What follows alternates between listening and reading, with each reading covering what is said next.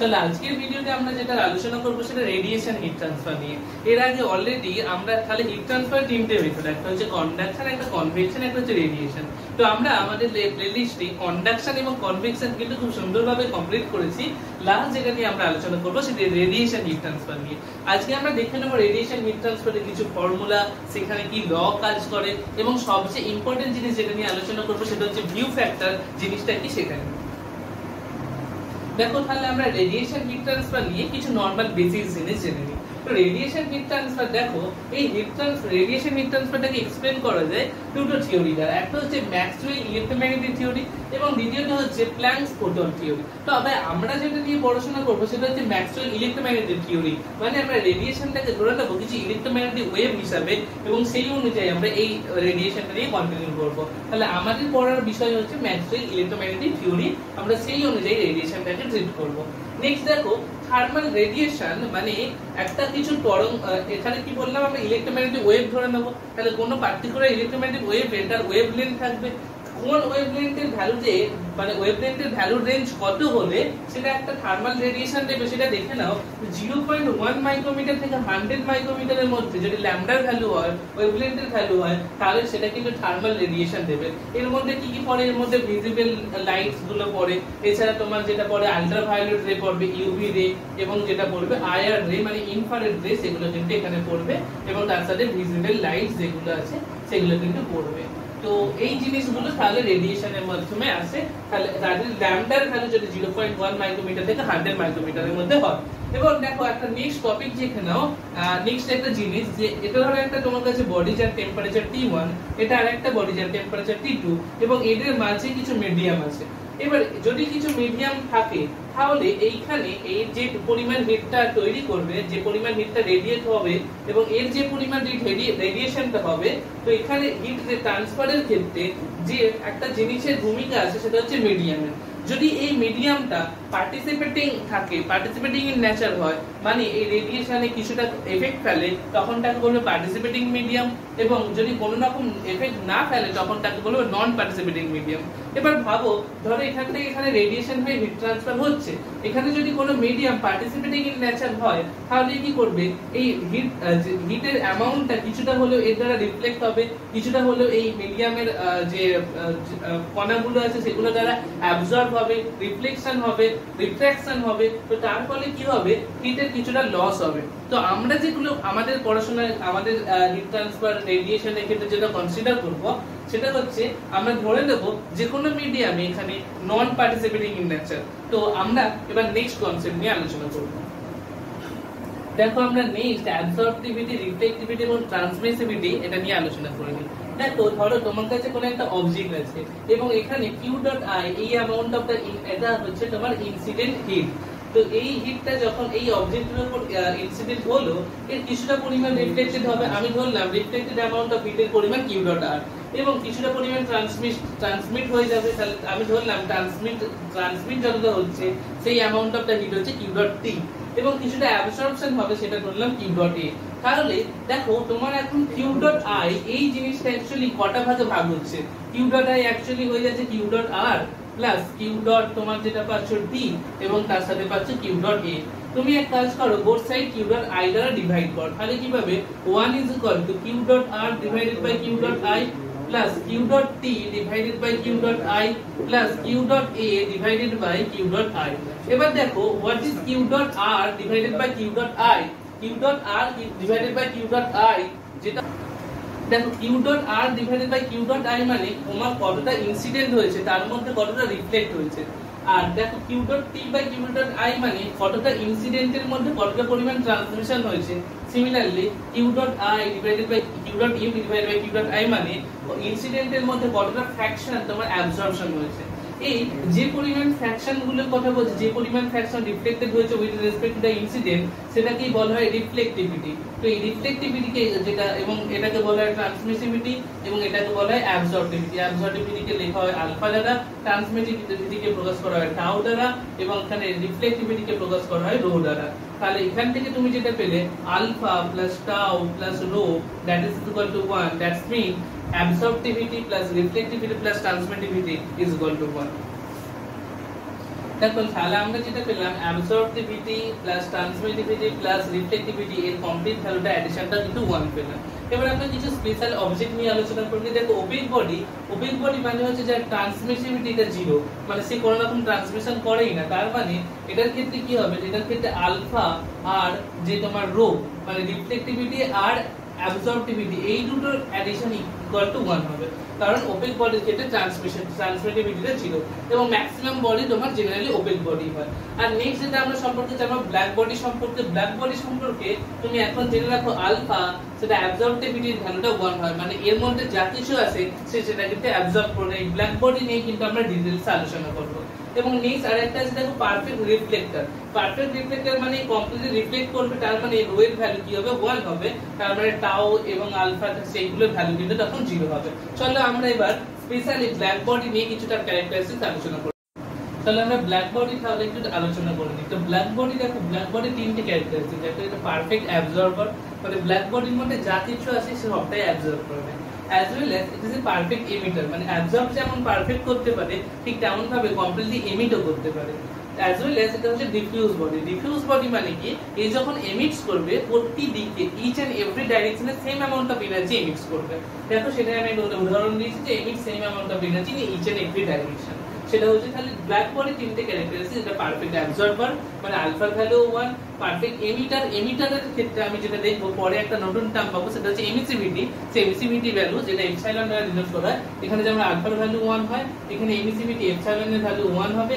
এবং diffuse body মানে each and every ডাইরেকশনে same amount of energy emit করতে থাকবে। এবং দেখো উদাহরণ হিসেবে বলতে পারো স্নো, আইস এগুলো হচ্ছে একটা ব্ল্যাক বডির উদাহরণ। এবং হলো স্ফিয়ার উইথ স্মল ক্যাভিটি, মানে একটা হলো স্ফিয়ার নিয়েছে খুব স্মল ক্যাভিটি, ধরো এখান দিয়ে কোনো 100 ওয়াট আমার হিট ঢুকেছে, তো তার ফলে কি হবে এই হিটটা যখন ঢুকে রিফ্লেক্ট হয়েছে এদিকে যাবে, তারপর রিফ্লেক্ট হয়ে এদিকে আসবে, ব্যাকে আসবে। তো এর মাধ্যমে কি হবে এই হলো ক্যাভিটির মধ্যেই থেকে যাবে, এই হলো স্ফিয়ারের মধ্যেই থেকে যাবে। মানে ধরো 100 ওয়াট যদি ঢোকে খুব কম চান্স এখান থেকে আবার ব্যাকে ফিরে আসার চান্সটা খুবই কম, তাই না? কারণ তুমি এই যে ক্যাভিটিটা দিচ্ছ সেটা খুবই স্মল, গ্যাপটা খুবই স্মল, তার ফলে যে অ্যামাউন্ট অফ হিটটা ঢুকছে সেটা কিন্তু কখনোই পুরোটা বেরোতে পারবে না। ইভেন খুব কম পার্সেন্টেজ, মানে ধরো 100 ওয়াটের মধ্যে 2 ওয়াট ধরো বেরিয়ে আসবে, বাদ বাকিটা কিন্তু এর ভেতরেই থাকবে। তাই এই হলো স্ফিয়ার উইথ স্মল ক্যাভিটি এটাকে কিন্তু একটা ব্ল্যাক বডি হিসাবে মোটামুটি ধরে নেওয়া যেতে পারে। অ্যাকচুয়ালি ব্ল্যাক বডি জিনিসটা কমপ্লিটলি কিছু হয় না, তবে এটা একটা হাইপোথেটিক্যাল জিনিস, বাট স্টিল অন্যান্য বডির সাথে কম্পেয়ার করার জন্য তাদের এফেক্টিভনেস বা ব্ল্যাক বডির মতো আনার জন্য সেটার জন্য কিন্তু ব্ল্যাক বডি জিনিসটাকে আমরা স্টাডি করতে হবে। দেখো আমরা এখন কিউ লস অফ রেডিয়েশনের কিছু লস সম্পর্কে জেনে নেব। তো প্রথম যে ল করব সেটা হচ্ছে প্ল্যাঙ্কস ল, এবং প্ল্যাঙ্কস ল থেকে বাদবাকি ল গুলোকে ডিরাইভ করা হয়। তো প্ল্যাঙ্কস ল এবং তারপরে আমরা যেটা করব স্টিফেন বোলটজম্যানস ল, এবং তারপর করব কিরচফস ল, এবং তারপর করব উইন্স ডিসপ্লেসমেন্ট ল। ওকে, তো দেখো প্ল্যাঙ্কস ল কি বলছে না, প্ল্যাঙ্কস ল এটা বলছে যে for a given temperature for a given black body, আমরা যেটা আলোচনা করব ব্ল্যাক বডি নিয়ে, তো প্ল্যাঙ্কস লটা ব্ল্যাক বডির জন্য অ্যাপ্লিকেবল। বলছে for a given black body, বিবি লিখলাম for a given black body, বলছে এট এ গিভেন টেম্পারেচার, এবং টেম্পারেচারটা তোমার fixed at a given temperature, for a given black body at a given temperature তোমার মোনোক্রোম্যাটিক এমিসিভ পাওয়ার, এই কথাটা তুমি লেখো মোনোক্রোম্যাটিক এই জিনিসটার মানে কি বলছে, monochromatic emissive power EMISSIV এমিসিভ power, monochromatic emissive power is a strong function of lambda, মানে এটা ডিপেন্ডস করে ল্যাম্বডার উপর, is a strong function of lambda, এটা ডিপেন্ড করে ল্যাম্বডার উপর। মানে কি, মানে মোনোক্রোম্যাটিক এমিসিভ পাওয়ার মানে হচ্ছে তোমাকে বলেছিলাম যে রেডিয়েশন যখন আমরা করতে এখন রেডিয়েশন গুলোকে একটা ইলেকট্রোম্যাগনেটিক ওয়েভ হিসাবে ধরে নেব। তো তাদের ক্ষেত্রে ওয়েভের ক্ষেত্রে ওয়েভ লেন্থ থাকবে, বলছে সেই একটা সিঙ্গেল ওয়েভ লেন্থের জন্য তার যে এমিসিভ পাওয়ার, সিঙ্গেল ওয়েভ লেন্থ কতটা পরিমাণ এমিট করতে পারবে হিটটাকে, তার সেটা তার এমিসিভ পাওয়ার। তাহলে মোনোক্রোম্যাটিক এমিসিভ পাওয়ার মানে হচ্ছে সিঙ্গেল ওয়েভ লেন্থের জন্য এমিসিভ পাওয়ারটা ল্যাম্বডার উপর ডিপেন্ড করবে। কিভাবে ডিপেন্ড করে দেখো, এই মোনোক্রোম্যাটিক এমিসিভ পাওয়ার এটাকে ডিনোট করা হয় EB ল্যাম্বডা দ্বারা। EB কেন না ফর ব্ল্যাক বডি, এবং ল্যাম্বডা কেন, ল্যাম্বডা হচ্ছে ফর মোনোক্রোম্যাটিক এমিসিভ পাওয়ার বলে। E হচ্ছে এমিসিভ পাওয়ার, B হচ্ছে ফর ব্ল্যাক বডি, এবং ল্যাম্বডা হচ্ছে ফর মোনোক্রোম্যাটিক বলে। তো EB ল্যাম্বডা আমরা আমরা কি বুঝলাম যে EB lambda is a function of lambda, এটা ল্যামডার উপর ডিপেন্ড করে। এবার তুমি দেখে নাও ল্যামডার উপর কিভাবে ডিপেন্ড করে। বলছে ইবি ল্যামডা ল্যামডার গ্রাফ ড্র করলে আমরা এই জিনিসটা পাবো। তোমরা গ্রাফগুলো ড্র করতে থাকবে, বোর্ডে আমি যা লিখবো সেগুলো একটু কপি করতে থাকবে। দেখো এইদিকে ল্যামডা আমি গ্রাফ ড্র করলাম, এদিকে ইবি ল্যামডার গ্রাফ ড্র করলাম। What is EB lambda? EB lambda হচ্ছে মোনোক্রোমেটিক এমিসিভ পাওয়ার, ল্যামডা কি? ল্যামডা হচ্ছে ওয়েভলেন্থ। তো ইবি ল্যামডা ল্যামডার যে গ্রাফটা হবে, প্রথমে এই ল্যামডা ইবি ল্যামডা ভ্যালু বাড়তে থাকলে ইবি ল্যামডার ভ্যালু বাড়ছিল, তারপর আস্তে আস্তে আফটার এ সার্টেন টাইম তারপর এটা ডিক্রিজ করতে শুরু করবে। গ্রাফটা ঠিক তোমার এরকম হবে, তার মানে তুমি একটা পিক ভ্যালু পাবে। পিক ভ্যালুতে সেখানে যে ভ্যালু আছে, যেখানে তোমার ইবি ল্যামডার ভ্যালুটা ম্যাক্সিমাম হবে, তাহলে এই পয়েন্টে তোমার কি ইবি ল্যামডার ভ্যালুটা হচ্ছে ম্যাক্সিমাম। এবং ল্যামডার যে ভ্যালুতে তোমার এই এমিসিভ পাওয়ার, তোমার ব্ল্যাক বডির জন্য যে মনোক্রোমেটিক এমিসিভ পাওয়ার সেটা ম্যাক্সিমাম, সেই ল্যামডার সেই ভ্যালুটাকে বলা হয় ল্যামডা ম্যাক্স। তাহলে ল্যামডা ম্যাক্স কোনো ম্যাক্সিমাম ওয়েভলেন্থ না, ল্যামডা ম্যাক্স হচ্ছে সেই ওয়েভলেন্থ যার জন্য তোমার এমিসিভ পাওয়ারটা, মনোক্রোমেটিক এমিসিভ পাওয়ারটা ম্যাক্সিমাম। বুঝে গেল? Lambda max is the same is that wavelength for which monochromatic emissive power is maximum. তাহলে গ্রাফটা কেমন হবে? প্রথমে ইনক্রিজ হতে শুরু করবে, আফটার সার্টেন টাইম সেটা ডিক্রিজ হতে শুরু করবে একটা পিক পয়েন্টে যাওয়ার পর। তাহলে কি বললাম? প্ল্যাঙ্কস ল এটা বলছে যে মনোক্রোমেটিক এমিসিভ পাওয়ার এটা একটা স্ট্রং ফাংশন অফ ল্যামডা, ল্যামডার উপর ডিপেন্ড করবে। কিভাবে ডিপেন্ড করবে সেটা হচ্ছে গ্রাফ। চলো আমরা নেক্সট জিনিস নিয়ে আলোচনা করব। তাহলে দেখো আমরা প্ল্যাঙ্কস লতেই আছি। প্ল্যাঙ্কস ল অনুযায়ী তাহলে কি বললো, ইবি ল্যামডা হচ্ছে ল্যামডার উপর ডিপেন্ড করে। তোমাকে ইকুয়েশনটা মনে রাখতে হবে না, কিন্তু জাস্ট একটু দেখো ইবি ল্যামডা হচ্ছে যদি ইকুয়েশন লিখি ল্যামডার সাথে, সেটা হচ্ছে c1 lambda to the power -5 divided by e to the power of c2 divided by lambda t minus 1। এখানে c1 c2 হচ্ছে দুটো কনস্ট্যান্ট। এবার দেখো আমরা যেমন গ্রাফটা করলাম ইবি ল্যামডা ল্যামডা, এটা পার্টিকুলার গিভেন টেম্পারেচারের জন্য করেছিলাম। এবার যদি আমরা টেম্পারেচারটা বাড়াতে থাকি তাহলে গ্রাফটা কেমন মুভমেন্ট হবে সেটা একটু দেখে নাও। তো গ্রাফটা যেটা হবে, ধর এটা ল্যামডা, তোমার এদিকে আছে তোমার ইবি ল্যামডা। তাহলে ইবি ল্যামডা কি ছিল না? মনোক্রোমেটিক এমিসিভ পাওয়ার। তো মনোক্রোমেটিক এমিসিভ পাওয়ার ধরো T1 টেম্পারেচারের জন্য এটা হলো। T2 টেম্পারেচারের জন্য গ্রাফটা কি হয়? একটু বাঁদিকে শিফট করে থাকে, এটা T2 টেম্পারেচারের জন্য। T3 টেম্পারেচারের জন্য আরো একটু বাঁদিকে শিফট করে থাকে, এটা T3 টেম্পারেচারের জন্য। এবং যেখানে T3 টেম্পারেচার বেশি, তোমার যেটা হচ্ছে T2 টেম্পারেচার, তারপর T1 টেম্পারেচার। তো ব্যাপারটা হচ্ছে এই জিনিসটা, যেখানে তো আমি যদি টেম্পারেচারটাকে বাড়াই তাহলে এই যে পিক ভ্যালুটা যেটা দেখছো, মানে যে ল্যামডা ম্যাক্স এর তুমি যে ভ্যালুটা পাবে, ল্যামডা ম্যাক্স এখানে 1, এইখানে এই পয়েন্টে তাহলে ল্যামডা ম্যাক্স হবে সেকেন্ড কন্ডিশনে, এটা ল্যামডা ম্যাক্স 2, এবং এই কন্ডিশনে গিয়ে তাহলে থার্ড কন্ডিশনে পাবে, এটা হচ্ছে ল্যামডা ম্যাক্স 3। তার মানে তুমি যদি দেখো টেম্পারেচারটা যদি বাড়াও, টেম্পারেচার তুমি বাড়াচ্ছ, টেম্পারেচার বাড়ালে কি হচ্ছে? ল্যামডা ম্যাক্স এর যে ভ্যালুটা দেখো আস্তে আস্তে কমে আসছে। তাহলে এখানে টেম্পারেচার আর ল্যামডা ম্যাক্স এটা ইনভার্সলি প্রপোর্শনাল। টেম্পারেচার আর ল্যামডা ম্যাক্স, এইটা কি টেম্পারেচার যদি বাড়াও তাহলে ল্যামডা ম্যাক্স এর ভ্যালুটা কমছে। এটা আমরা পরে অন্য একটা ল নিয়ে আলোচনা করব। এবার আমরা চলে আসবো স্টিফেন বোলজম্যান লতে। তার আগে একটু সামারাইজ করে দিই, প্ল্যাঙ্কস ল কি বললো? প্ল্যাঙ্কস ল বলছে যে মনোক্রোমেটিক এমিসিভ পাওয়ার আর ল্যামডা পরস্পরের সাথে সম্পর্কিত। কিভাবে? এই গ্রাফের মতো করে, যেখানে ল্যামডা ম্যাক্স মানে কি হচ্ছে? ওয়েভলেন্থ অ্যাট হুইচ মনোক্রোমেটিক এমিসিভ পাওয়ারটা maximum. What does it mean by monochromatic emissive power? না একটা সিঙ্গেল ওয়েভলেন্থের জন্য সে কতটা পাওয়ার এমিট করছে সেটা, এবং সেটা ব্ল্যাক বডি, এবং সেটার জন্য যে এমিসিভ পাওয়ার সেটাই হচ্ছে মনোক্রোমেটিক এমিসিভ পাওয়ার। ওকে, চলো এবার আমরা দেখে নেব স্টিফেন বোলজম্যান ল। দেখো আমি তোমাকে একটা কথা বলেছিলাম যে প্ল্যাঙ্কস লটা আমরা পড়লাম, স্টিফেন বোলজম্যান ল আসে প্ল্যাঙ্কস ল থেকে। প্ল্যাঙ্কস ল কি বলেছিল যে ইবি ল্যামডা মানে মনোক্রোমেটিক এমিসিভ পাওয়ার আর ল্যামডার মধ্যে একটা সম্পর্ক আছে, তার গ্রাফ হচ্ছে এটা। এবার দেখো এই যে এই গ্রাফের যদি আমি এরিয়া বার করি, তাহলে তুমি কি পাবে?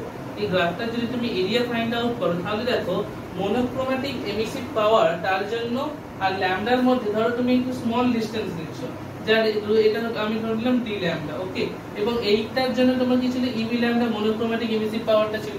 তাহলে এই গ্রাফটা যদি তুমি সলভ করো, মানে এর যদি ইন্টিগ্রেশন করো, যদি স্মল ডি এর সমান কি পাবে? ডি এর সমান পাবে ইবি ল্যামডা এর হাইট ইনটু ডি ল্যামডা এর ডিসটেন্স, লেন্থ ইনটু হাইট। আর এখানটাই যদি ডি এটাকে যদি তুমি ইন্টিগ্রেট করো, তার রেসপেক্টে 0 টু ইনফিনিটি করো, তাহলে দেখো তুমি যেটা পাবে টোটাল এরিয়া সেটা পেয়ে যাবে। এবং 0 to infinity EB lambda D lambda, এটা তুমি কি পাবে? টোটাল তোমার ছিল মনোক্রোমেটিক এমিসিভ পাওয়ার। তো প্রত্যেকটা মনোক্রোমেটিক এমিসিভ পাওয়ার মানে একটা সিঙ্গেল ওয়েভলেন্থের জন্য ছিল ইবি ল্যামডা, তাহলে প্রত্যেকটা ওয়েভলেন্থের জন্য কি যাবে? টোটাল তুমি এমিসিভ পাওয়ারটা পেয়ে যাবে। তাহলে এখান থেকে যেটা পাবে তুমি পেয়ে যাবে টোটাল এমিসিভ পাওয়ার ইবি পেয়ে যাবে। এই টোটাল এরিয়াটা তোমাকে কি দেবে? এই টোটাল এরিয়াটা দেবে ইবি, সেটা দেবে এমিসিভ পাওয়ার, টোটাল এমিসিভ পাওয়ার। এবং এই টোটাল এমিসিভ পাওয়ারটা তুমি যদি এই ইকুয়েশনটাকে সলভ করো, মানে তোমার a সমান d a সমান নিচ্ছে EB, যেটা হচ্ছে 0 to infinity EB lambda d lambda. তো এই ইকুয়েশনটা তুমি যদি সলভ করো তাহলে তুমি এখান থেকে যেটা পাবে EB is equal to some constant sigma b t to the power of 4, EB is equal to some constant sigma b t to the power of 4, যেখানে t হচ্ছে তোমার কেলভিন স্কেলের টেম্পারেচার এবং সিগমা b হচ্ছে, এই sigma b টা হচ্ছে একটা কনস্ট্যান্ট যেটাকে বলে স্টিফেন বোলজম্যান কনস্ট্যান্ট। তাহলে সিগমা b কি না, সিগমা b হচ্ছে স্টিফেন বোলজম্যান কনস্ট্যান্ট, ওকে। এবং সিগমা বি এর একটা ভ্যালু আছে, এর ভ্যালু হচ্ছে 5678 মানে 5.67 10 টু দি পাওয়ার -8। এবং ইউনিট তুমি যদি বার করতে চাও তাহলে এখানে এমিসিভ পাওয়ার আর এইটা দিয়ে তুমি ইউনিটটা বার করতে পারবে। দেখো তোমার যদি সিগমা বি তুমি ইউনিট বার করতে চাও তাহলে তুমি বার করে দেখবে, সেটা হবে watt per metre square kelvin to the power 4। তুমি এগুলো এই ইকুয়েশনকে কাজে লাগিয়ে সেটা কিন্তু বার করতে পারবে। তাহলে প্রথমে ছিল প্ল্যাঙ্কস ল কি বলছিল, ইবি ল্যামডা ল্যামডার মধ্যে গ্রাফ, এই ইবি ল্যামডা ল্যামডার মধ্যে গ্রাফটার যদি এরিয়া বার করি তাহলে আমি স্টিফেন বোলজম্যান ল পাচ্ছি। সেটা অনুযায়ী কি না, তোমাকে যেটা মনে রাখতে হবে, E B total emissive power is equal to sigma B T to the power of 4, sigma B T to the power 4, যেখানে সিগমা বি হচ্ছে স্টিফেন বোলজম্যান কনস্ট্যান্ট যার value 5.67 10 to the power -8 watt per metre square kelvin to the power 4, এবং টি হচ্ছে kelvin স্কেলের temperature. তাহলে দেখো planks ল পড়লাম এবং নেক্সট আমরা পড়লাম স্টিফেন বোলজম্যান ল। দেখো এখানে এই জিনিসটা যেটা আমরা কথা বলছিলাম, ইবি ল্যামডা ল্যামডা, তার থেকে যে টোটাল এমিসিভ পাওয়ারটা পেলাম, এগুলো হচ্ছে per unit area per unit টাইমের জন্য। মানে ইবি ল্যামডা মানে যেটা মনোক্রোম্যাটিক এমিসিভ পাওয়ার, সেটাও ডিফাইন করা হচ্ছিল at a particular temperature per unit time per unit এরিয়ার জন্য। তাহলে আমি যখন টোটাল এমিসিভ পাওয়ারের ইকুয়েশন পেলাম ইবি * 10 টু দি পাওয়ার 4, এটাও অ্যাকচুয়ালি পেয়েছিলাম পার ইউনিট এরিয়ার জন্য। তাহলে ধরো তোমার কোনো পার্টিকুলার কোনো এরিয়া ডিফাইন করা আছে, তখন অ্যাকচুয়ালি তুমি যেটা পাবে ইবির যে টোটাল যে ভ্যালুটা পাবে সেখানে কিন্তু তোমার একটা এরিয়া টার্মটা গুণ হবে, area into sigma B T to the power 4, এই ইকুয়েশনটা তুমি এখান থেকে পাবে, যেটা পাচ্ছ তুমি স্টিফেন বোলজম্যান ল হিসাবে। চলো আমরা নেক্সট ল নিয়ে আলোচনা করব। দেখো নেক্সট ল নিয়ে আমরা যেটা আলোচনা করব উইন্স ডিসপ্লেসমেন্ট ল। পরে আমরা কিরচফ লয়ে আসছি, আগে উইন্স ডিসপ্লেসমেন্ট লটা দেখে নিই, কারণ এই লটাও এসে প্ল্যাঙ্কস ল থেকে। প্ল্যাঙ্কস ল কি বলেছিল, ইবি ল্যামডা ল্যামডার মধ্যে একটা স্ট্রং রিলেশনশিপ আছে, সেই রিলেশনশিপটা এইভাবে আমরা দেখিয়েছিলাম গ্রাফের মাধ্যমে। এবং এখানে ল্যামডা ম্যাক্স কি পাচ্ছিলাম, ল্যামডা ম্যাক্স ছিল ল্যামডার সেই ভ্যালু যার জন্য এই এমিসিভ মনোক্রোম্যাটিক এমিসিভ পাওয়ারের ভ্যালু ম্যাক্সিমাম হচ্ছিল। তাহলে দেখো এই জিনিসটাই আমাকে উইন্স ডিসপ্লেসমেন্ট ল বলছে। উইন্স ডিসপ্লেসমেন্ট ল বলছে এই যে ইবি ল্যামডা, এই ইবি ল্যামডাকে যদি আমি ডিফারেন্সিয়েশন করি, ইবি ল্যামডাকে যদি আমি ডিফারেন্সিয়েশন করি with respect to the lambda, তাহলে এর ডিফারেন্সিয়েশন ভ্যালু যদি 0 হয় তাহলে ল্যামডার তবেই আমি ম্যাক্সিমাম ভ্যালু পাবো। আরে ফর গেটিং ল্যামডা ম্যাক্স আমাকে ল্যামডার রেসপেক্টে ডিফারেন্সিয়েশন করতে হবে টোটাল এমিসিভ পাওয়ারকে। কারণ কি lambda max is what, lambda max is the value of wavelength at which the maximum emissive power of total emissive না, এটা হচ্ছে আমাদের কি এমিসিভ না, monochromatic emissive power is maximum, okay. তাহলে শর্ত অনুযায়ী কি না, d E B lambda by d lambda এটাকে 0 হতে হবে, তবেই আমি ল্যামডা ম্যাক্সটা পাবো। তো তুমি যদি এটাকে ডিফারেন্সিয়েশন করো, করে সলভ করো, তাহলে তুমি যেটা পাবে দেখবে এখান থেকে একটা ইকুয়েশন পাবে, lambda max into temperature is equal to 0.0029।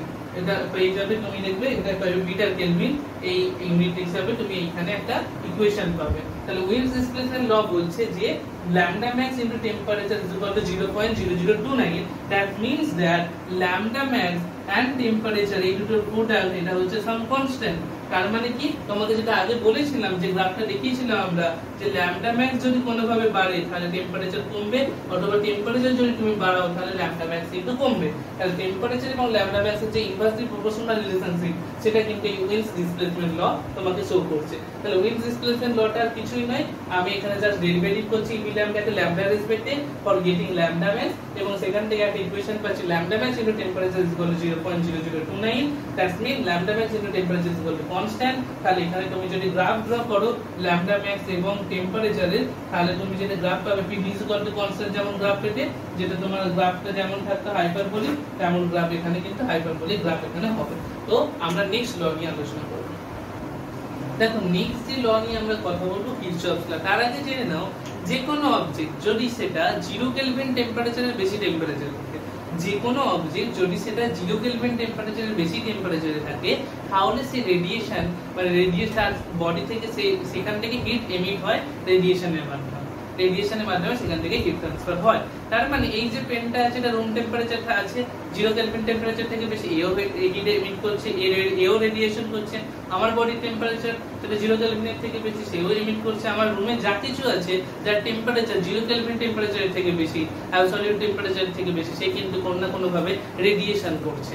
এবার তাহলে দেখে নাও কিরচফস ল কি বলছে। কিরচফস ল বলছে সাপোজ তোমার কাছে একটা অবজেক্ট আছে, আমি নাম দিলাম টিভি, এবং আরো একটা অবজেক্ট আছে যার নাম দিলাম টিএস, যার টেম্পারেচার টিভি, এর নাম হচ্ছে টিএস। ওকে, এবার আমরা যদি বলে দিচ্ছে কিরচফস ল বলছে এইখানে টিভি এন্ড টিএস, টিভি আর টিএস তারা থার্মাল ইকুইলিব্রিয়ামে আছে। তাহলে থার্মাল ইকুইলিব্রিয়ামে থাকা মানে কি তাদের মধ্যে কোনো রকম টেম্পারেচার চেঞ্জ নেই, মানে তাদের মধ্যে কোনো রকম হিট ট্রান্সফার হবে না, তাই না? কিন্তু আমি কি বললাম যে যে কোনো বডি যদি সেটা 0 কেলভিনের থেকে বেশি থাকে তাহলে সে রেডিয়েশন করবে। তাহলে টিভি এর টেম্পারেচারটা আমি ধরে নিচ্ছি 0 কেলভিনের থেকে বেশি, তাহলে এই কিছু পরিমাণ হিট রেডিয়েশন করবে। আবার টিএস ও ইটসেলফ এত কিছু পরিমাণ হিট রেডিয়েশন করবে, তাই না? তো এইখানে তাহলে দুটো ল তো তাহলে ভ্যালিড হচ্ছে না। তাহলে অ্যাকচুয়ালি জিনিসটা হচ্ছে দেখুন, অ্যাকচুয়ালি এখানে জিনিসটা এটা হচ্ছে দুটো অবজেক্ট যদি থার্মাল ইকুইলিব্রিয়ামে থাকে তাহলে তাদের ক্ষেত্রে তারা যে পরিমাণ হিটটাকে এমিট করছে, তারা যে পরিমাণ হিটটাকে রেডিয়েট করছে আর যে পরিমাণ হিটটাকে অ্যাবজর্ব করছে তাদের ক্ষেত্রে সেই ভ্যালুটা কিন্তু ইকুয়াল। তার মানে এদের ক্ষেত্রে যত দুটো থার্মাল ইকুইলিব্রিয়াম যদি অবজেক্ট থাকে তাদের ক্ষেত্রে কি হচ্ছে, থার্মাল ইকুইলিব্রিয়াম অবজেক্টের ক্ষেত্রে তাদের এমিসিভিটি যেটা হচ্ছে যে পরিমাণ হিট তারা এমিট করে আর তাদের অ্যাবসর্পটিভিটি যে পরিমাণ হিট তারা অ্যাবজর্ব করছে সেই দুটো ইকুয়াল। তাহলে এমিসিভিটি এবং অ্যাবসর্পটিভিটি এরা পরস্পরের equal if two objects are in thermal equilibrium. সেটাই এখানে কিরচফস ল বোঝানোর চেষ্টা করেছে যে টিভি থেকে যে পরিমাণ হিটটা বেরিয়ে যাচ্ছে সেটা টিএস কিছুটা অ্যাবজর্ব করছে, আবার টিএস থেকে যে পরিমাণ আসছে সেটা টিভি কিছুটা অ্যাবজর্ব করছে। টিভি যে পরিমাণ হিট ছাড়লো সেই পরিমাণ হিটই যদি অ্যাকসেপ্ট করে নেয় তখন কিন্তু তার টেম্পারেচারটা ফিক্স থাকছে এবং টিএস এর ঠিক ফিক্স থাকছে, তার ফলে তারা থার্মাল ইকুইলিব্রিয়ামে থাকতে পারছে এবং কোনো লই কিন্তু তাহলে আর আনস্যাটিসফাই হচ্ছে না, তারা স্যাটিসফাই হয়ে যাচ্ছে। সো দিস ওয়াজ দ্য কিরচফস ল।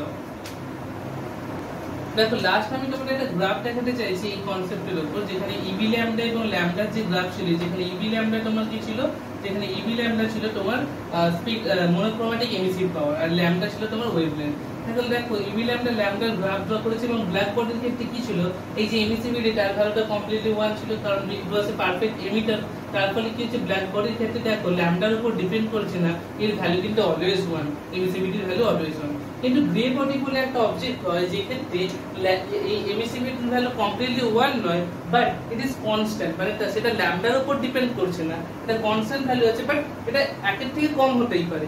সেই সমস্ত বডিকে বলবো গ্রে বডি। তবে ম্যাক্সিমাম রিয়েল বডি সেটা গ্রে বডিও হয় না, ব্ল্যাক বডিও হয় না। ম্যাক্সিমাম রিয়েল বডির যে তোমার এমিসিভ পাওয়ার যেটা থাকবে, মনোক্রোম্যাটিক এমিসিভ পাওয়ার, সেটা এরকম ওই গ্রে বডির আশেপাশে এরকম কম বেশি হতে থাকে। তো এটা ছিল গ্রাফ, এবং এখানে আমি তোমাদের প্ল্যাঙ্কস ল, স্টিফেন বোলজম্যান ল, কিরচফস ল এবং উইন্ড ডিসপ্লেসমেন্ট ল নিয়ে কথা বললাম। এবার আমরা যেটা দেখে নেবো সেটা হচ্ছে ভিউ ফ্যাক্টর, যেটা খুবই একটা গুরুত্বপূর্ণ জিনিস তোমাদের সেমিস্টার এক্সামের জন্য। দেখো এবার আমরা যেটা আলোচনা করবো সেটা ভিউ ফ্যাক্টর নিয়ে। তো ভিউ ফ্যাক্টরের আরো অনেক নাম আছে, ভিউ ফ্যাক্টর কি shape factor, geometry factor, configuration factor, এত কিছু বলা যায়। তো দেখো ভিউ ফ্যাক্টর অ্যাকচুয়ালি জিনিসটা কি, ধরো তোমার কাছে এই একটা অবজেক্ট আছে, এই একটা অবজেক্ট আছে, এই দুটো অবজেক্ট আমি কি বলেছি, যাদের যে সমস্ত অবজেক্টের টেম্পারেচার 0 কেলভিনের থেকে বেশি তারা রেডিয়েশন করতে শুরু করবে। তাহলে এ এখন রেডিয়েশন করছে, এও রেডিয়েশন করছে।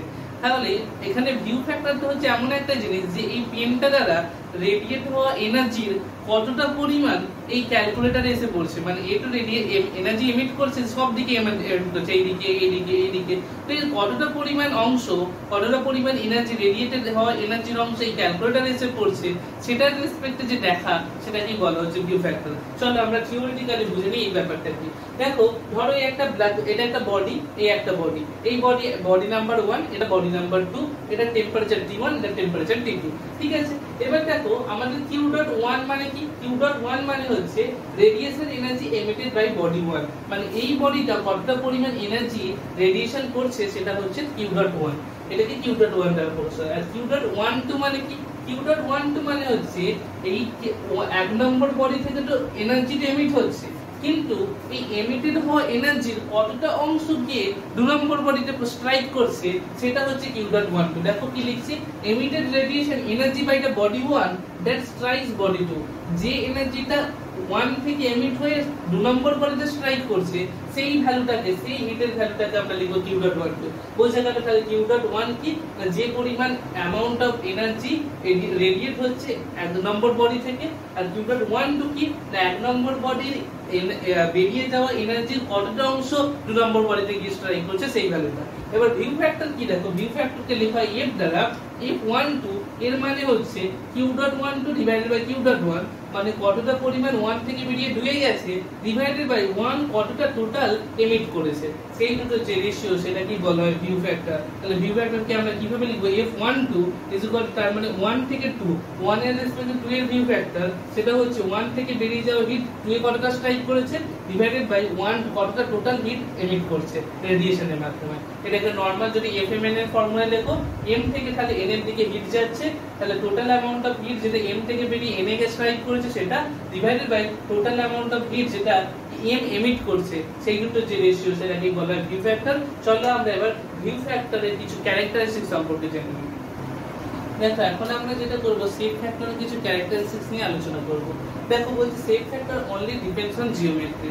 শেপ ফ্যাক্টরটা জিওমেট্রির উপর ডিপেন্ড করে, মানে কি বলতো, তুমি ধরো কোনো জায়গায় শীতকালে আগুন পোয়াচ্ছো, তার ফলে কি হবে, তুমি তোমার যতটা বডি আগুনের কাছে নিয়ে যাবে ততটা বডি নিশ্চয়ই হিট পাবে, তাহলে তোমার বডি শেপের উপর ডিপেন্ড করে তোমার টোটাল হিট গেইনটা ডিপেন্ড করবে। সেটাই হচ্ছে শেপ জিওমেট্রি, মানে তোমার শেপ ফ্যাক্টরটা কতটা পরিমাণ হিট তোমার কাছে রেডিয়েট হয়ে আসবে সেটা ডিপেন্ড করবে তোমার জিওমেট্রি, তোমার স্ট্রাকচার, তোমার কনফিগারেশনের উপর। তাহলে সেই জন্য বলছে shape factor only depends on geometry, তাই জন্য এটাকে জিওমেট্রি ফ্যাক্টর বা কনফিগারেশন ফ্যাক্টরও বলা যেতে পারে, আর তাকে তো ভিউ ফ্যাক্টর বলাই হচ্ছিল। এবার দেখো এখন আমরা যেটা করব সেটা হচ্ছে ভিউ ফ্যাক্টর অ্যালজেব্রা দেখে নেব। ভিউ ফ্যাক্টর অ্যালজেব্রা কি, ধরো আমার কাছে একটা বডি আছে যেখানে তোমার বিভিন্ন ধরনের সারফেস আছে, 1 নম্বর 2 নম্বর 3 নম্বর 4 নম্বর 5 নম্বর সারফেস। এবার দেখো এই সারফেসের ক্ষেত্রে ধরো আমি এই 5 নম্বর সারফেসের কথাটা কনসিডার করছি। 5 নম্বর সারফেসের বাইরের দিকটা ইনসুলেটেড, তাহলে এইখান থেকে যে পরিমাণ হিটটা রেডিয়েট হবে সে এই 4 নম্বরে গিয়ে স্ট্রাইক করবে, অ্যাজ ওয়েল অ্যাজ 3 নম্বরে গিয়ে স্ট্রাইক করবে, অ্যাজ ওয়েল অ্যাজ 2 এ, 1 এ, এবং ইভেন এর কিছুটা পার্ট এটা কার্ভ সারফেস হয়, দেখো এইখান থেকে ধরো যে অ্যামাউন্ট অফ হিটটা বেরোবে সে এইখানে এসে স্ট্রাইক করবে, মানে 5 নম্বর সারফেস থেকে বেরোনো হিট 5 এতেও স্ট্রাইক করছে, 1 এতে, 2 এতে, 3 এতে, 4 এতে, মানে নিচের সারফেস থেকে শুরু করে বাদবাকি প্রত্যেকটা সারফেসে গিয়ে স্ট্রাইক করছে। তার মানে আমি কি বলতে পারি, এই ধরো আমার এই 5 নম্বর সারফেস, তাহলে এটাকে ধরো এই সারফেসে আমি 1 নম্বর নাম দিচ্ছি, ঠিক আছে আমার সুবিধার জন্য, এবং এটাকে 5 নম্বর দিচ্ছি, তাহলে এই 1 নম্বর সারফেসটা থেকে বেরোনো যে heat total amount of heat সেটা কি ছিল, q.1 টা রিপ্লেস করছিল। এবার q.1 কোথায় কোথায় গেছে দেখো, 1 থেকে আমি 2 এও গেছে, 3 তেও গেছে, 4 এও গেছে, 5 এও গেছে, ইভেন 1 থেকে 1 এও গেছে। তাহলে আমি তো এইভাবে লিখতে পারি q.1 = q.11 plus q.12 plus q.13 plus q.14 plus q.15। যতগুলো সারফেস আছে নিচের সারফেস থেকে শুরু করে বাদবাকি প্রত্যেকটা সারফেসের মধ্যেই গেছে। q.11 মানে কি 1 থেকে এমিট হওয়া হিট যেটা 1 এ এসেই পড়েছে, q.12 মানে কি 1 থেকে বেরিয়ে যাওয়া রেডিয়েটেড হিট যেটা 2 এ এসে পড়েছে। সিমিলারলি q.13, 14 এবং 15। দেখো তুমি যদি বোথ সাইড q.1 টা ডিভাইড করো তাহলে তুমি যেটা পাবে 1 is equal to পাবে q.11 divided by q.1 plus q.12 divided by q.1 plus q.13 divided by q.1 plus q.14 divided by q.1 plus q.15 divided by q.1। ওকে, এবার দেখো এই q.11 by q.1 এটা কি ছিল, এটাই ছিল তোমার ভিউ ফ্যাক্টর, এটা যার ভ্যালু তোমাকে লিখতে হচ্ছে f11, রাইট। এবং দেখো এটা কি হয়ে যাবে f12, এটা হয়ে যাবে f13, এটা হয়ে যাবে f14, এটা হয়ে যাবে f15, যার সামেশন কি হচ্ছে 1। তার মানে f11 একে নিচের সারফেস থেকে শুরু করে প্রত্যেকটা সারফেসের জন্য ভিউ ফ্যাক্টরের যে অ্যাডিশন সেটার ভ্যালু কিন্তু 1 হয়, সেটা আমরা সেকেন্ড ক্যারেক্টারিস্টিক থেকে পেলাম। এবার f11 যে কার্ভ সারফেসের জন্য, ধরো কোন একটা কার্ভ সারফেস, তার জন্য এখান থেকে রেডিয়েট হওয়া হিট এখানে এসে আঘাত লাগবে, তার মানে কার্ভ সারফেসের জন্য এই f11 এর ভ্যালু কিছু আছে, কিন্তু পরবর্তী ক্যারেক্টারিস্টিক্সে দেখবো যে বিভিন্ন সারফেসের জন্য এই f11 মানে নিচের সারফেসে কতটা আঘাত করছে বা কতটা ব্যাকে ফিরে আসছে, সেটা কতটা পার্সেন্টেজ ফিরে আসছে সেটা আমরা দেখে নেব। ধরো আমি কয়েকটা সারফেস নিলাম, আমি তোমায় যেটা বলছিলাম যে এফ যে ভিউ ফ্যাক্টর নিজের রেসপেক্টে নিজের যে ভিউ ফ্যাক্টর সেটা কিন্তু সবসময় f1 এর ভ্যালুটা কি পাবো সেটা আমরা একটু অবজার্ভ করে নিই। ধরো একটা ফ্ল্যাট সারফেস আছে, ফ্ল্যাট সারফেস এর নামটা যদি আমি 1 দিই, তাহলে এই ফ্ল্যাট সারফেসে এমিট হওয়া হিট কখনোই কিন্তু এই সারফেসে আঘাত করবে না। এইরকম ভাবে এমিট হবে, এইভাবে এমিট হবে, এইভাবে এমিট হবে, যেভাবে এমিট হোক না কেন এর কিন্তু কখনোই q.11 মানে 1 থেকে ঘুরে 1 এই আসবে না। তার মানে q.11 এর ভ্যালু যদি 0 হয় তাহলে তখন ভিউ ফ্যাক্টর f11 তার ভ্যালু কিন্তু 0 হবে। কিন্তু দেখো একটা কনকেভ সারফেসের ক্ষেত্রে দেখো, এখানেও দেখো এই দিকটা যদি ইনসুলেট করে দিয়েছি তাহলে বাইরের দিক থেকে বেরোনো হিট কখনোই কিন্তু স্ট্রাইক করবে না, কখনোই স্ট্রাইক করবে না তার কোনো সারফেসকে। তাহলে কনভেক্স সারফেসের জন্য কিন্তু f11 নিজের এটা যদি 1 নাম হয় অবজেক্টের, তাহলে নিজের সারফেসের জন্য নিজের ভিউ ফ্যাক্টর সেটা কিন্তু 0 হবে। বাট কনকেভ সারফেসের জন্য তুমি দেখো, ধরো এটা বাইরের দিক থেকে ইনসুলেটেড, তো ভেতর দিক থেকে ধরো এখান থেকে কোনো রকম হিট তৈরি হবে, হিট ডিসিপেট হবে, তাহলে হিট রেডিয়েট হয়ে দেখবে এখানে আঘাত করছে, তাহলে কিছুটা পরিমাণ এখানে আঘাত করছে। তার মানে এখন কিন্তু আমি f11 এর ভ্যালু কিন্তু আর 0 বলতে পারবো না, কারণ এই সারফেসের কিছু যে হিটটা রেডিয়েট হচ্ছে সেটা নিজের সারফেসেও কিন্তু কিছু পরিমাণ হিট ব্যাকে আসছে। তো সেই জিনিসটাই হচ্ছে এখানে f11 এই সারফেসের জন্য কিন্তু 0 হচ্ছে না। তো এই কয়েকটা জিনিস যে বিভিন্ন সারফেসের ক্ষেত্রে ইটসেলফ মানে নিজের সারফেসের জন্য নিজের যে ভিউ ফ্যাক্টর সেটা কখনো 0 হয়, কখন 0 হয় না সেটা আমি তোমাদের বললাম। কিন্তু এটা মানে এটা না যে এটা 1 হবে, এটা কমপ্লিট পার্ট দেখবে এখান থেকে কিছুটা তো বেরিয়েই যাবে, এখান থেকে কিছুটা বেরিয়ে যাবে, 1 হবে না, but it not equal to 0 নয়, 0 হবে না 1 ও হবে না, এর মাঝে কোনো একটা ভ্যালু হবে। চলো নেক্সট ক্যারেক্টারিস্টিক নিয়ে আলোচনা করি। দেখো এবার আমরা যেটা ক্যারেক্টারিস্টিক নিয়ে আলোচনা করব, যেটা মোস্ট ইম্পর্টেন্ট ক্যারেক্টারিস্টিক সেটা হচ্ছে রেসিপ্রোসিটি থিওরেম।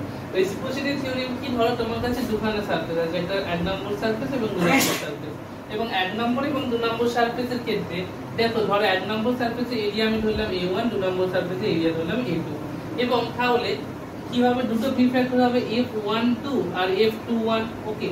এবং এই যে রেসিপ্রোসিটি থিওরেম এটা যেটা বলছে, তুমি 1 নম্বর সারফেসের এরিয়ার সাথে যদি f12 নাও, মানে 1 নম্বর থেকে 2 নম্বরে যাওয়া যে 1 নম্বর থেকে 2 নম্বরের রেসপেক্টিভ ভিউ ফ্যাক্টর সেটা ইকুয়াল টু হবে a2 এর সাথে যদি f21 এই দুটোকে মাল্টিপ্লাই করো, তার মানে a1 f12 equal to a2 f21, এই যে ভ্যালুটা এই দুটো ভ্যালু কিন্তু ইকুয়াল হবে যেটা আমার according to the reciprocity theorem. তাহলে এই রেসিপ্রোসিটি থিওরেম কাজে লাগা কোথায় অ্যাপ্লিকেশন হবে ভাবো, ধরো তুমি কোনো একটা জিনিসের f12 কে বার করে ফেলেছো এবং দুটোর এরিয়া জানো, তাহলে তুমি ইজিলি কিন্তু f21 বার করে ফেলতে পারবে। সো এই জিনিসটা কিন্তু এইভাবে তুমি ভিউ ফ্যাক্টরের ক্যালকুলেশনে অ্যাপ্লাই করতে পারবে। চলো আমরা নেক্সট ক্যারেক্টারিস্টিক নিয়ে আলোচনা করব। দেখো আমরা নেক্সট ক্যারেক্টারিস্টিক যেটা নিয়ে আলোচনা করব সেটা হচ্ছে if receiving surface is split into two parts. মানে এট এ টাইম আমি দেখছি একটা এমিটিং সারফেস আর একটা রিসিভিং সারফেস, যে ধরো a1 মানে 1টা হচ্ছে তোমার এমিটিং সারফেস, 2 নম্বর সারফেস হচ্ছে রিসিভিং সারফেস। এই রিসিভিং সারফেসটাকে যদি দুটো ভাগে স্প্লিট করে দাও তাহলে কি হবে, এর নাম দিলাম তাহলে 2 নম্বর ছিল, এখন তাহলে না 3 আর 4 নম্বর নাম দিলাম। তাহলে দেখো তুমি যদি রিসিভিং এমিটিং সারফেসের রেসপেক্টে দেখো তাহলে q.12 মানে প্রথম অবস্থায় 1 থেকে যাওয়ার 2 নম্বর সারফেসে যেটা ছিল সেটা এখন কোথায় কোথায় যাবে, 1 থেকে 3 তে যাবে আর 1 থেকে 4 এ যাবে। মানে 1 থেকে যাওয়া হিট 1 থেকে 3 তে যাওয়া হিট আর 1 থেকে 4 এ যাওয়া হিটের অ্যাডিশন ইনটু 1 থেকে 2 এ গেল কমপ্লিটলি, তাই না? তাহলে আমি লিখতে পারি q.12 q.13 q.14। তাহলে দেখো এখন কি করতে পারি আমি, দেখো আবার q.12 কিন্তু আমি কি এভাবে লিখতে পারি, দেখো q.1 ইনটু f12 আমি ভিউ ফ্যাক্টরের রেসপেক্টে কি লিখতে পারি, দেখো পারি। আবার দেখো q.13 মানে q.1 ইনটু f12 f13 লিখতে পারি, 1 থেকে 3 তে যাচ্ছে, প্লাস q.1 ইনটু f14 লিখতে পারি, 1 থেকে 4 এ যাচ্ছে তার রেসপেক্টে ভিউ ফ্যাক্টরের রেসপেক্টে। তাহলে দেখো সব সাইডে q.1 কেটে গেল, তাহলে তুমি যেটা পাবে view factor 1 to 2 is equal two view factor 1 to 3 is plus view factor 1 to 4। তাহলে যদি এরকম করে রিসিভিং প্লেট সারফেসকে ডিভাইড করে দেওয়া হয় তাহলে 1 থেকে 2 এ যাওয়া ভিউ ফ্যাক্টর সেটা যখন নতুন যে দুটো সারফেস হলো সেই দুটো সারফেসের ভিউ ফ্যাক্টরের অ্যাডিশন করলে কিন্তু সেই 1 থেকে 2 এ যাওয়া মানে মেইন সারফেসে যাওয়া মেইন রিসিভিং সারফেসে যাওয়া ভিউ ফ্যাক্টরের ইকুয়াল হবে। চলো আমরা নেক্সট ক্যারেক্টারিস্টিক্স নিয়ে আলোচনা করি। দেখো এবার আমি যদি এমিটিং সারফেসকে দুটো ভাগে ভাগ করি তাহলে 6 নম্বর ক্যারেক্টারিস্টিক যেখানে এমিটিং সারফেস ছিল ধরো 1 নম্বর সারফেস ছিল এমিটিং, এটাকে দুটো ভাগে ভাগ করলাম 3 আর 4 এ। তাহলে এখন প্রথম কন্ডিশনে কি হতো, এমিটিং সারফেস থেকে 2 নম্বর সারফেসে যে পরিমাণ হিট যেত এখন কি যাবে 3 থেকে 2 এ, আর 4 থেকে 2 এ যাওয়ার অ্যাডিশনটাই হবে 1 থেকে 2 এ যাওয়া, তাই না? তাহলে দেখো এবার আমি কি পাবো, q ডট 1 টু যেটা আমি লিখতে পারি q dot 1 into f1 two, q dot 3 two যেটা লিখতে পারি আমি দেখো কি লিখতে পারি, এটাকে q ডট 3 ইনটু f যেটা পাবো, দেখো আমি এখানে যে ভ্যালুটা পাবো সেটা হচ্ছে f 3 টু এই ভ্যালুটা পাবো, এবং যে ভ্যালুটা পাবো কি ভ্যালু পাবো। আচ্ছা দেখো এটাকে এইভাবে না করে তুমি যেটা করবে যে ধরো তোমার রেসিপ্রোসিটি থিওরেমটা এখানে লাগাও, তাহলে প্রথম কন্ডিশনে a1 f1 2, এখন সেকেন্ড কন্ডিশনে a2 f1 মানে a1 f1 2 a2 f1, তো এখন a1 টা কটা ভাগে ভেঙেছে, a3 আর a4 ভাগে ভেঙে গেছে। তাহলে এখন আমরা কি লিখতে পারি যে a3 মানে এখন এরিয়া হয়ে গেছে a3 এবং কোথায় যাচ্ছে 3 থেকে যাচ্ছে 2 এ, তাহলে a3 f3 2 প্লাস আরেকটা কি লিখতে পারি দেখো a4 থেকে কোথায় যাচ্ছে, a4 থেকে যাচ্ছে f4 4 থেকে যাচ্ছে 2 এ, তো সেই দুটোর যে সামেশন কিন্তু তোমার যেটা হবে এই a1 f1 2 এর সাথে ইকুয়াল হবে, মানে এই দিকের পার্টটা তোমার যেটা এই পার্টটাকে তুমি কি লিখতে পারো এই a1 f1 2। তো এইখানে তুমি এইটা মনে রাখবে যে তোমার এমিটিং সারফেসের জন্য এইখানে যেটা হয় যে রেসিপ্রোসিটি থিওরেম দ্বারা a1 f1 2 এই দুটোকে a3 f3 2 মানে দুটো যে ভাগ হয়ে যাচ্ছে a1 টা এমিটিং সারফেসটা, সেইভাবে এই ফরম্যাটে লেখা যায়। তো এটাকে অতটা গুরুত্ব দেওয়ার দরকার নেই, তুমি আগের যে ক্যারেক্টারিস্টিক্স এবং এখানে যেটা সবচেয়ে ইম্পর্টেন্ট দেবে সেটা হচ্ছে তোমার রেসিপ্রোসিটি থিওরেম, এবং আরো একটা দেবে যেটা ভিউ ফ্যাক্টর যে অ্যালজেব্রা ইকুয়েশনটা, সেই দুটো জিনিসকে, এবং বিভিন্ন সারফেসের ক্ষেত্রে ভিউ ফ্যাক্টর কি হয় সেগুলো। চলো আমরা নেক্সট টপিক নিয়ে আলোচনা করি। দেখো লাস্ট আমরা যে টপিকটা করব সেটা radiation heat exchange between two black bodies. আমরা ব্ল্যাক বডি নাম্বার 1 নিয়েছি যার টেম্পারেচার T1 রেখেছি, ব্ল্যাক বডি নাম্বার 2 নিয়েছি যার টেম্পারেচার T2 রেখেছি। তাহলে এই যে পরিমাণ রেডিয়েশন করবে, তাহলে দেখো আমি ধরলাম এটা q.1 এর ভ্যালু কত হবে, তার মানে এই কতটা পরিমাণ হিটটা রেডিয়েশন করছে। তাহলে তার ফর্মুলা অনুযায়ী আমরা কি করেছিলাম যে আমার যে এমিসিভ পাওয়ার, টোটাল এমিসিভ পাওয়ার কি হচ্ছিল সিগমা T⁴ আসছিল, এবং তার সাথে এরিয়া গুণ করলে তুমি যেটা পাবে অ্যাকচুয়ালি q ডট ভ্যালুটা পাবে। তাহলে দেখো তুমি q ডট কি পাবে, q ডট পাবে প্রথমের জন্য এরিয়া a1 এবং এখানের জন্য সিগমা b স্টিফেন বলজম্যান কনস্ট্যান্ট, এবং T1 এর জন্য টেম্পারেচার T1, তাহলে T1 টু দি পাওয়ার 4। আবার তুমি q ডট 1 টু মানে কি পেয়েছিলে, q ডট 1 টু মানে 1 থেকে বেরোনো হিট যেটা 2 এ স্ট্রাইক করছে, 1 থেকে বেরোনো এনার্জি রেডিয়েশন এনার্জি যেটা 2 এ স্ট্রাইক করছে সেটার ভ্যালু কত, সেটার ভ্যালু তুমি পেয়েছিলে অ্যাকচুয়ালি q ডট 1 কিন্তু f1 টু করে, যেটা ছিল তোমার ভিউ ফ্যাক্টর অনুযায়ী। তাহলে এখানে দেখো তুমি যেটা পাবে q ডট 1 এর তুমি ভ্যালুটা বসাও, q ডট 1 এর ভ্যালু পাবে a1 sigma b T1 to the power 4, এবং এখানে যেটা পাবে f1 two, okay a1 sigma b T1 to the power 4 f1 two. Similarly তাহলে q ডট 1 এর জন্য 1 2 এর জন্য যদি এই ভ্যালু হয়, তাহলে q ডট 21 এর জন্য কি ভ্যালু আসবে দেখো, তাহলে এখানে জাস্ট q ডট 2 হয়ে যাবে, এবং এখানে যেটা হয়ে যাবে f21 হয়ে যাবে।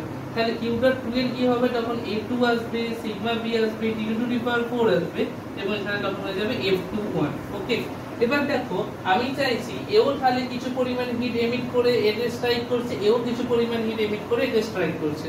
তাহলে আমি চাইছি এদের মধ্যে নেট হিট ট্রান্সফার কতটা হচ্ছে। তাহলে কি হবে, নেট হিট ট্রান্সফার চাইলে তুমি q ডট নেট এটা যদি ফাইন্ড আউট করতে চাও, তাহলে একটা থেকে একটা সাবট্রাক্ট করো, তাহলে q dot 12 minus q dot 21 করলে দেখো তুমি কি পাবে। আমি এটাকে একটু সাজিয়ে লিখছি, সিগমা তো দুজনের ক্ষেত্রেই আছে, তাহলে সিগমাকে ফার্স্টে লিখলাম T1 টু দি পাওয়ার 4 লিখলাম, a1 f1 2 লিখলাম, minus a2 f21 into sigma b T2 to the power 4 লিখলাম। এবার একটা জিনিস অবজার্ভ করো, তোমাকে পড়িয়েছিলাম রেসিপ্রোসিটি থিওরেম। রেসিপ্রোসিটি থিওরেম অনুযায়ী কি a1 f1 2 আর a2 f1 ইকুয়াল? হ্যাঁ, তুমি বলবে তাই ছিল, a1 f1 2 a2 f1 ছিল। তাহলে এদের দুজনের মধ্যে আমি যে কোনো একটা ভ্যালু নিয়ে এখন কাজ করতে পারি। তাহলে দেখো এখন জিনিসটা আমি কি পাবো, sigma T1 to the power 4 a1 f1 2 কে আমি রাখলাম a1 f1 2 minus a1 f1 2 নিলাম এর বদলেও, এবং sigma T2 to the power 4। তাহলে এখানে দেখো অ্যাকচুয়ালি তুমি যেটা পাচ্ছ q ডট নেট সেটা সমান সিগমা তুমি কমন নাও, a1 f1 2 কমন নাও, এবং যেটা পাবে T1 to the power 4 minus T2 to the power 4। এবার আরেকটা জিনিস অবজার্ভ করার চেষ্টা করো যে তুমি এখানে a1 f1 2 এই জিনিসটা দেখো, a1 f1 2 যেটা পাবে এই যে এখানে তুমি a1 f1 2 কোনো পার্টিকুলার কোশ্চেনের ক্ষেত্রে বিভিন্ন ভ্যালু হবে, এবং সেখানে q ডট নেটের ভ্যালুটা পেয়ে যাবে। দেখো এখানে থাকছিল কি radiation heat exchange between two black bodies. এবার তোমাদের বলেছিলাম যে ব্ল্যাক বডিজ ক্ষেত্রে এমিসিভিটির ভ্যালুটা 1 হয়। এবার যদি দুখানা যদি আমরা ব্ল্যাক বডি কনসিডার না করি তাহলে তুমি বুঝতেই পারছো এই যে কিউ ডট নেটের ফর্মুলাটা কিন্তু sigma A f1 two t1 to d4 t2 to d4 এবং এখানে কিন্তু তাহলে এমিসিভিটি টার্মটা তখন কিন্তু চলে আসবে যদি আমি ব্ল্যাক বডি কনসিডার না করি। তাহলে ব্ল্যাক বডির বাদে অন্যান্য ফর্মুলার ক্ষেত্রে কিউ ডট নেটের কি ফর্মুলা হয়ে যাবে এমিসিভিটি এরিয়া এবং যেটা থাকবে sigma t1 to d4 t2 to d4 এই জিনিসটা আসবে। তো এরকম আমরা নিউমেরিক্যাল সলভ করে তোমাদের দেখাবো কি কি ধরনের রেডিয়েশনের ফর্মুলা আসছে। চলো তাহলে আজকের ভিডিওটা এতটাই এবং আমরা হিট ট্রান্সফারের কিন্তু কমপ্লিট প্লেলিস্ট আমাদের কমপ্লিট করলাম। সেখানে প্রথমে কন্ডাকশন, কনভেকশন, রেডিয়েশন এবং এখানকার কিছু ইম্পর্টেন্ট টপিকস নিয়ে আমরা তোমাদের নিউমেরিক্যাল সলিউশন কিছু দেখিয়েছি কিভাবে তোমরা অ্যাপ্রোচ করবে। এবং দেখো আর যে পয়েন্টগুলো খুব ইম্পর্টেন্ট সেগুলো হচ্ছে কিছু কিছু টপিক আছে যেমন হিট এক্সচেঞ্জার, ফিনস এবং thermal critical radius of insulation এবং কন্ডাকশন, কনভেকশন তো আছে, নাসেল নাম্বার, আদি অঙ্ক, এই জিনিসগুলোকে একটু ভালোভাবে তোমরা ফোকাস করো এবং সেগুলোকে ভালোভাবে রিভাইজ করো, তাহলে কিন্তু তোমরা ভালো মার্কস পাবে। তো আশা করছি আমার এই প্লেলিস্টটা তোমাদের জন্য হেল্পফুল হতে চলেছে এবং থ্যাংক ইউ ফর ওয়াচিং।